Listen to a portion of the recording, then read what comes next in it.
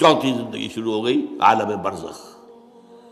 وہ زندگی ہے، موت نہیں ہے، اس کو تو سب مانتے ہیں۔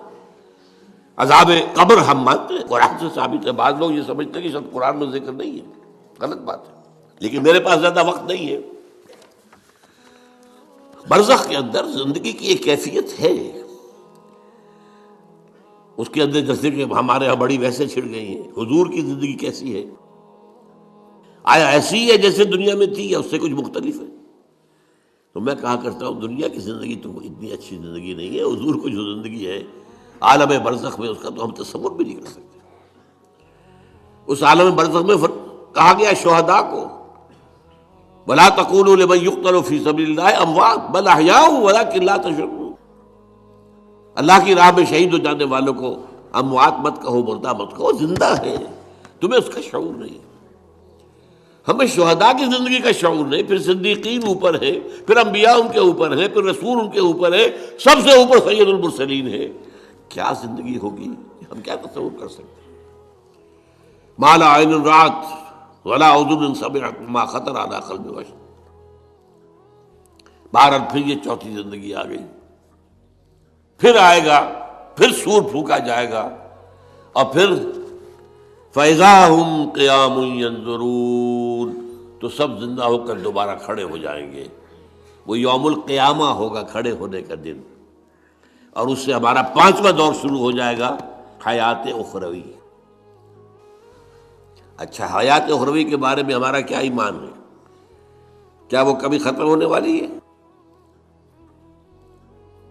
وہ تو ابدی ہے۔ فَإِنَّهَا لَجَنَّةٌ أَبَدًا أَوْ لَنَارٌ أَبَدًا۔ یہ پوری زندگی تو زندگی کتنی بڑی ہو گئی۔ تو اسے پیمانہ امروز و فردا سے نہ ناپ، جام جاں پہم دواں ہر دم جواں ہے زندگی۔ البتہ ایک کام کیا کیا ہے اللہ نے، یہ جو دو موتوں کے درمیان زندگی آئی ہے،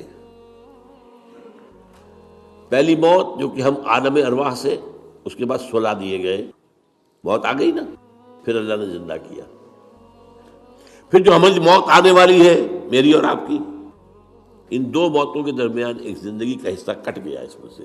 یہ لمبا پروسیس، وہاں سے وہاں تک، مبدا و معاد، انا للہ و انا الیہ راجعون، اس میں یہ چھوٹا سا ہماری زندگی میں سے حصہ کاٹ کر اس سے ایک امتحانی وقفہ بنایا گیا۔ خلق الموت والحیات لیبلوکم ایکم احسن عملا۔ اس نے زندگی اور موتیں تخلیق کی ہیں تاکہ تمہیں آزمائے کہ کون ہے تم میں سے اچھے عمل کرنے والے۔ یہ امتحانی، اس کو بھی اقبال نے خوب کہا ہے، ملزم ہستی سے تو ابرا ہے مانند حباب، اس زیاں خانے میں تیرا امتحان ہے زندگی۔ اب امتحان 3 گھنٹے کا بھی ہوتا ہے تو وہ 30 سال کا بھی ہو سکتا ہے۔ یہ تو ایک کوانٹیٹیو ایلیمنٹ ہوا، امتحان امتحان ہے، ٹیسٹنگ از ٹیسٹنگ۔ یہ حیات دنیاوی امتحان ہے، ملزم ہستی سے تو ابرا ہے مانند حباب، اس زیاں خانے میں تیرا امتحان ہے زندگی۔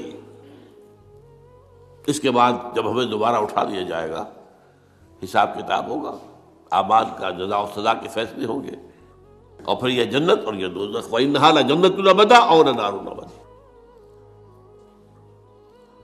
یہ حیات ایک ایمان باللہ اور ایمان بالآخرہ، ایمان بالآخرہ کے ضمن میں پورے حیات انسانی کا ایک تصور جو ہے سامنے لانا ضروری ہے۔ اب آئیے،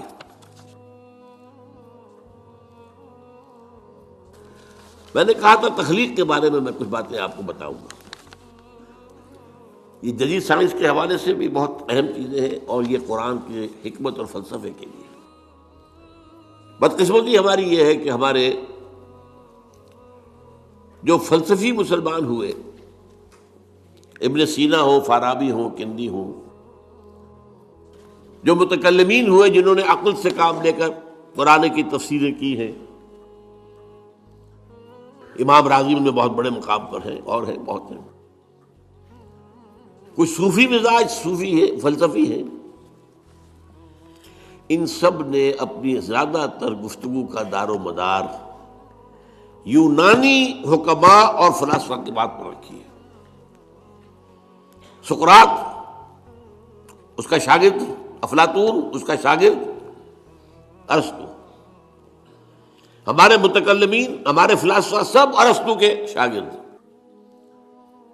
ہمارے صوفیہ اکثر و بیشتر افلاطون اور پروٹائنس، فلاطینوس ان کے شاگرد۔ لہذا مولانا روم نے بڑا شکوے کے انداز میں کہا تھا، چند خوانی حکمت یونانیہ، تم کب تک یونانیوں کی حکمت پڑھتے رہو گے، یونانیوں کا فلسفہ پڑھتے رہو گے، یونانیوں کی میٹا فزکس، یونانیوں کی منطق؟ چند خوانی حکمت یونانیہ، حکمت قرآنیہ راہم میں خاں۔ کبھی ذرا قرآن مجید میں جو حکمت دی گئی ہے، جو فلسفہ دیا گیا ہے، جو حقائق بیان کیے گئے، کبھی ان پر توجہ کرو۔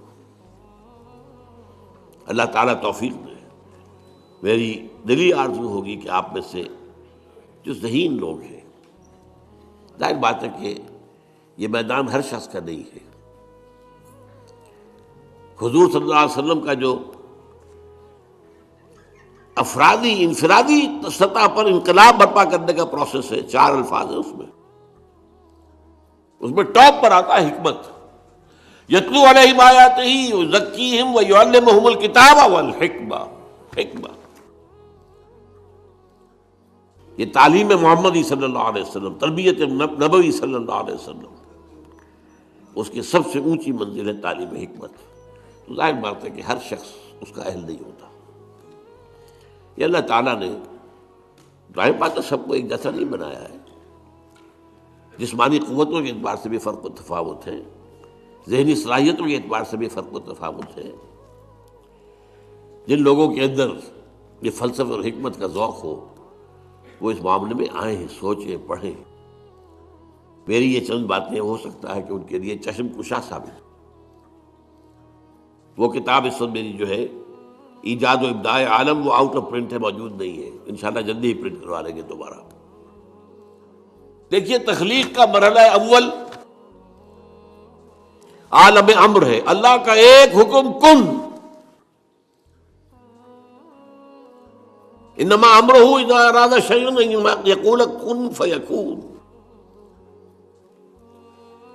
اس کن سے ایک نور پیدا ہوا ہے، ویری سٹل، لطیف، حرارت کوئی نہیں، خلق نور۔ یہ نور اللہ، یہ پہلی شے ہے جو پیدا ہوئی ہے۔ حکم ایک کن، یہ عالم امر ہے۔ اس نور سے پیدا کیے گئی تمام ارواح انسانیہ، تمام ملائکہ۔ ملائکہ کے بارے میں حدیث موجود ہے، قرآن مجید میں ذکر نہیں ہے، حدیث میں ہے۔ حضرت عائشہ رضی اللہ تعالی عنہا سے مسلم شریف کی روایت ہے کہ ان اللہ خلق الملائکہ من نور۔ یہ عالم امر ہے پہلے جو پیدا کیا گیا ہے، ایک نور، بسیط نور، لطیف نور۔ اس نور سے ارواح انسانیہ، انہی میں ایک روح محمدی بھی تھی نا، جس کو نور محمدی بھی کہا جا سکتا ہے۔ یہ لفظ جو ہمارے یہاں کہا جاتا ہے نور محمدی، نور اس لیے کہ روح نورانی ہے، ملائکہ نورانی ہے، اللہ نے فرشتوں کو نور سے پیدا کیا۔ اچھا، اب اس تخلیق کا دوسرا مرحلہ آیا۔ یہ پہلی تخلیق جو میٹا فزیکل ورلڈ کی ہے، دوسری تخلیق ہے فزیکل ورلڈ۔ ایک اور امر کن، اور اس سے ایک بگ بینگ پیدا ہو، یہاں سے سائنس شروع ہوتی ہے۔ اس لیے کہ وہ جو پہلا معاملہ ہے وہ سائنس کے دائرے سے باہر کا ہے، ارواح ہو، ملائکہ ہو، کچھ سائنس کے دائرے سے باہر، وہ عالم امر ہے۔ یہ عالم خلق شروع ہوا ہے اب، اور عالم خلق اور عالم امر میں ایک بڑا بنیادی فرق جان لیجئے۔ عالم امر میں اللہ کے کسی حکم کے تعمیل میں کوئی لمحہ صرف نہیں ہوتا، کن فیکون، کن فیکون۔ نو ٹائم ایلیمنٹ.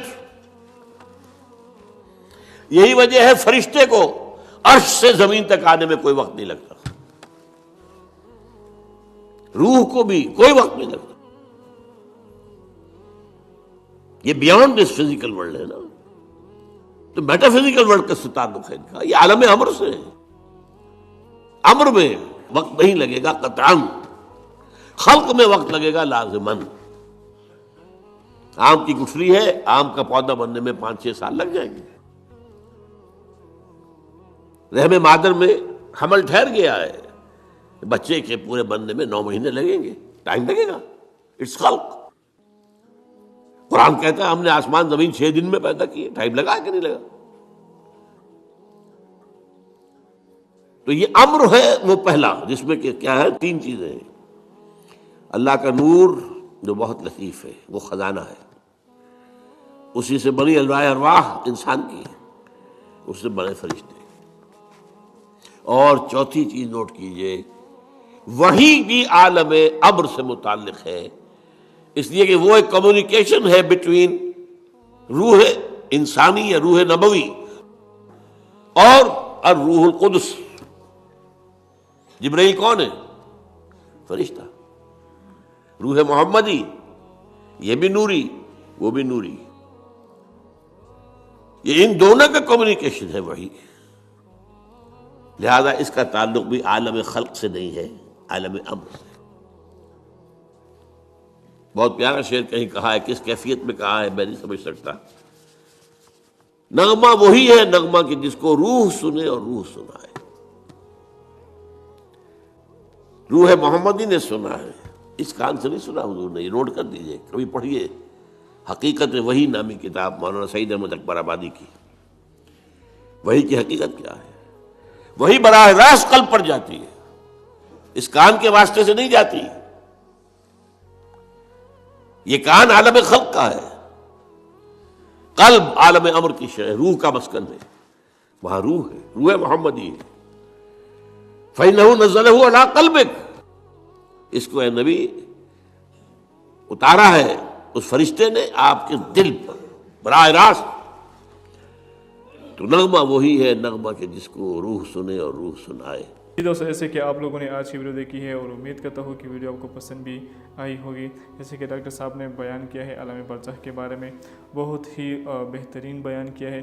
تو دوستو ہم دعا کر سکتے ہیں کہ اللہ تعالیٰ ڈاکٹر اسرار احمد کو جنت میں اللہ تعالیٰ اعلیٰ مقام عطا فرمائے. تو دوستو امید کرتا ہوں کہ ویڈیو اگر پسند آئی ہو تو اپنی قیمتی رائے ہمارے ساتھ ضرور شیئر کریں. والسلام.